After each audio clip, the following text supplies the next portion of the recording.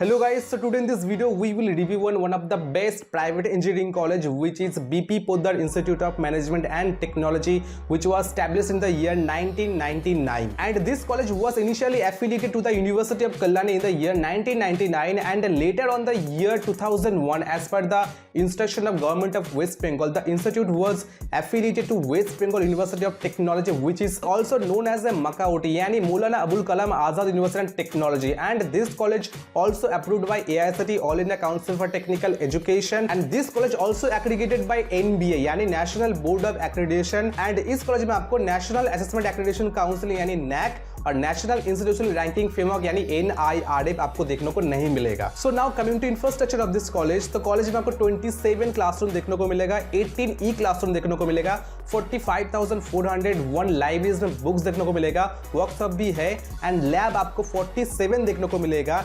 92 common computer देखने को मिलेगा, इंडोर एंड आउटडोर दोनों ही स्पोर्ट्स फैसिलिटी देखने को मिलेगा, 100 आपके बॉयज हॉस्टल में कैपेसिटी है एंड 60 आपको गर्ल्स हॉस्टल में कैपेसिटी है, एंड गर्ल्स के लिए एक कॉमन रूम है एंड बॉयज के लिए एक कॉमन रूम आप लोग देखने को मिलेगा। तो ओवरऑल अगर कॉलेज का इंफ्रास्ट्रक्चर के ऊपर बात करूं तो बहुत ही अच्छा इंफ्रास्ट्रक्चर है, मुझे तो पर्सनली अच्छा लगता है। सो कॉलेज का main campus VIP road Kolkata West Bengal में ही देखने को मिलेगा। सो इस कॉलेज में क्या क्या कोर्सेज देखने को मिलेगा चलिए देख लेते हैं। तो फर्स्ट है BTech, सेकेंड है MTech, MCA और अनदर अंडर ग्रेजुएट कोर्स है वो है BBA और BCA। ठीक है, तो सबके बारे में इन डिटेल्स में बात करेंगे, डोंट वरी। तो फर्स्ट ऑफ ऑल बात करते हैं under graduate course which is BTech। Okay, तो BTech में आपको 4 ब्रांच देखने को मिलेगा। फर्स्ट है computer science and engineering, second electronics and communication engineering, electrical engineering and information technology, जिसमें आपको कंप्यूटर साइंस में 180 इनटेक कैपेसिटी देखने को मिलेगा, इसी में 120, इलेक्ट्रिकल में 30 और इंफॉर्मेशन टेक्नोलॉजी में 120, और सभी जो ब्रांच हो NBA एग्रीगेटेड है। तो अगर किसी कॉलेज में किसी ब्रांच में NBA एग्रीगेट देखने को मिलता है तो आप लोग सोच लेना उस ब्रांच में अच्छा खासा प्लेसमेंट हो जाता है, इसीलिए NBA एग्रीगेटेड मिलता है। ओके, और NBA एग्रीगेट अगर हो जाता है तो उस केस में कॉलेज का जो सीट है वो बढ़ सकता है, जैसे कि पहले होता है 30, 60, उसके बाद 180, 100, देन 280 लास्ट। तो अपने तरीके से वो बढ़ा सकता है, जैसे जैसे उसका NBA का ग्रेड बढ़ेगा वैसे वैसे उनका जो टोटल इनटेक कैपेसिटी है सीट का वो बढ़ता रहेगा, क्योंकि प्लेसमेंट अच्छा होता है, दैट्स व्हाई ये MBA एग्रीगेटेड मिलता है। ओके, तो अगर आप लोग BTech में एडमिशन लेना चाहते हो तो आपके पास 3 ऑप्शन होगा।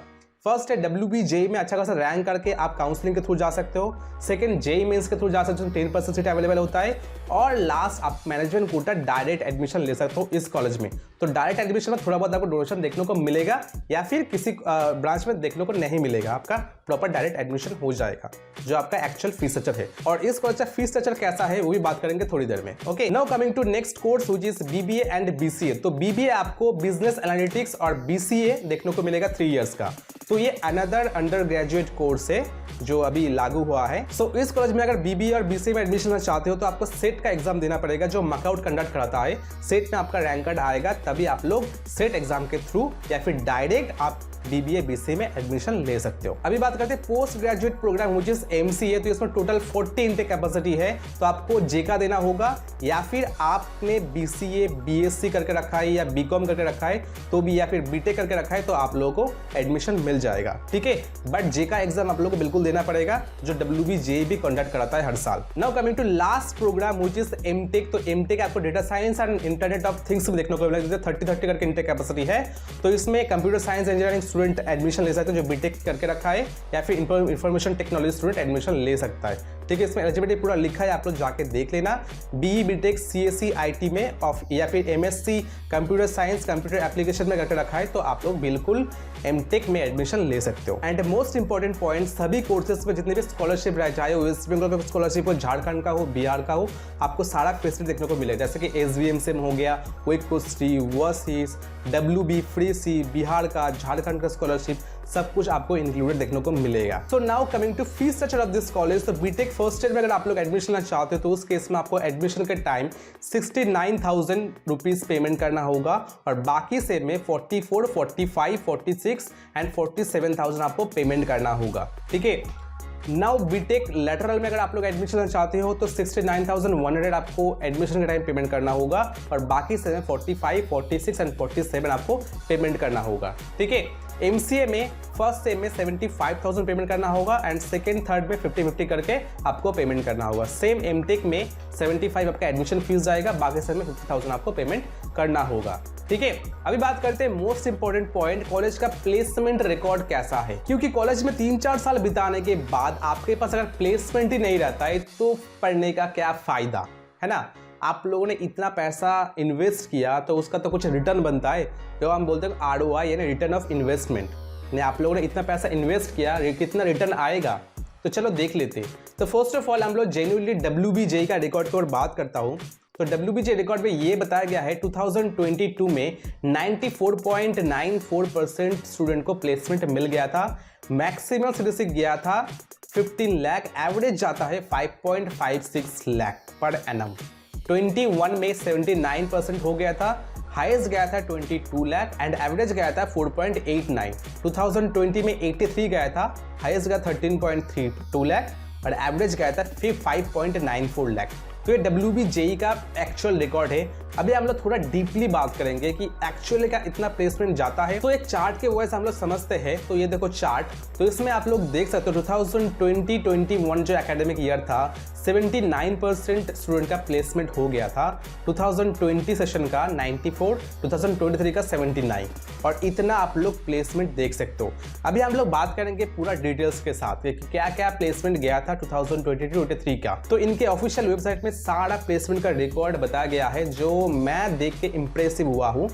अच्छा खासा ही रिकॉर्ड है, बट ये कितना जेन्युइन है वो मुझे भी नहीं पता। बट जो रिकॉर्ड बताया गया है, बहुत सारे कॉलेज में ये रिकॉर्ड लिखा रहता है without any student name, but इसमें स्टूडेंट नेम इंक्लूड किया गया है एंड कौन कौन से कंपनी में गया था और कितनी सीटीसी आया है। जैसे कि आप लोग देख सकते हो, इसमें मेघा कुमारी IBM में गया था 11 लाख पर एनम सीटीसी गया था। IBM में 1, 2, 3, 4 स्टूडेंट प्लेस्ड हो गया था। ओके, अंकुर, कृतिका, श्रेया, ठीक है, टोटल IBM में। उसके बाद जॉनसन कंट्रोल में 10 पॉइंट गया था यानी LPA। उसके बाद बायजूस में, HSBC में, ओके, नोरमा में। तो ये पूरा आप लोग चार्ट देख सकते हो। तो चलो हम लोग ऑफिशियल वेबसाइट में एक बार जाते विजिट करते हैं। तो ये रहा कॉलेज का ऑफिशियल वेबसाइट, जिसमें आप लोग ट्रेनिंग एंड प्लेसमेंट रिकॉर्ड में क्लिक करोगे। क्लिक करने के बाद आप लोग देखोगे 2022-23 MCA का कितना गया है, 2022 सेशन का, 21-20 का। तो हम लोग लेटेस्ट देखेंगे 2023 का, ठीक है। सो इसमें मैंने जो आप लोग कुछ देर पहले दिखाया वही इसमें लिखा है। देखो बायजूस, PWC, नीचे आ जाओ, PWC सबसे गया था। कृति आया था, कृति 7.2 गया था। ओके, देन मावेंटेक गया था जिसमें 7 लाख पर एनम सीरीज से गया था। ओके, CTS नेक्स्ट में 6.775 लाख। एक्सेंचर गया था, UI गया था, जियो में एक्सेंचर, उसके बाद चलो एक्सेंचर गया, ICRA गया था 4.33 लाख। CTS गया था 4 लाख। सबसे ज़्यादा आप लोग देख सकते हो CTS में प्लेस हो गया था स्टूडेंट, सबसे ज़्यादा हुआ है। हेक्सावेयर में 4 लाख गया था, इन्फोसिस में 3.6 जैसे कि होता है। ओके, एंड उसके बाद रॉयल रिसर्च में 1.9 से सबसे कम गया था फ्लोटिंग चिप, जिसमें 1.44 लाख पर एनम सीरीज से गया था। यानी ओवरऑल जो प्लेस्ड हो गया था 469 स्टूडेंट, 469 स्टूडेंट प्लेसमेंट मिल गया था। तो मेरे ख्याल से जो डेटा मैंने देखा, चेक किया, उसके हिसाब से प्लेसमेंट रिकॉर्ड अच्छा ही है। बस इसमें कितना सच है कितना झूठ है वो मुझे नहीं पता, बट मैं जो एक्चुअल रिकॉर्ड वेबसाइट पर पब्लिश हुआ वही मैंने आप लोगों को दिखाया। तो ओवरऑल मैं अगर कॉलेज के ऊपर बात करूं तो कॉलेज देखो उतना टॉप 10 में नहीं आता।